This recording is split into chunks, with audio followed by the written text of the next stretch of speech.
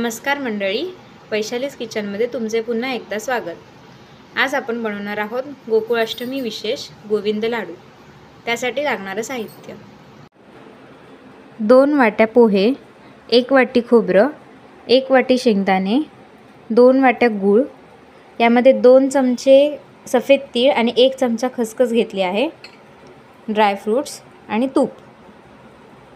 सगळ्यात आधी आपण आता पोहे भाजून घेऊयात।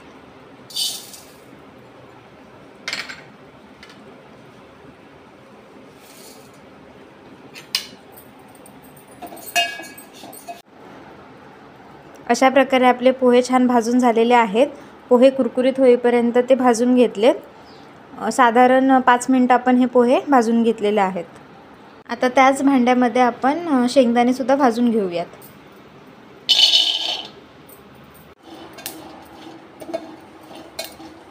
तुम्ही पाहू शकता अशा प्रकारे आपण शेंगदाणे छान भाजून घेतलेले आहेत।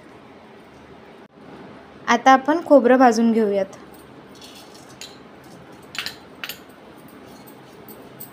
आपण खोबरं छान खरपूस भाजून घेतलेलं आहे।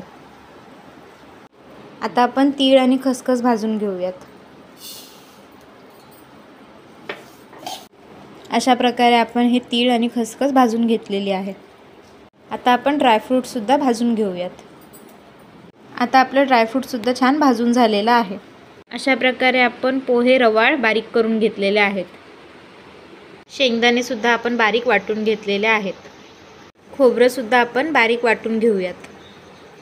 आता आपण यामध्ये गूळ आणि ओले खजूर घालून घेऊयात।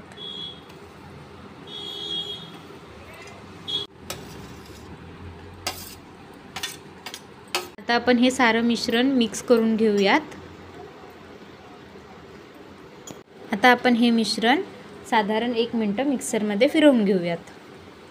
आता आपण हे मिश्रण मिक्सरमधून छान बारीक वाटून घेतलेलं आहे। त्यामध्ये आता आपण ड्रायफ्रूट्स घालूयात। आता यामध्ये आपण थोडं तूप घालून लाडू वळून घेऊयात।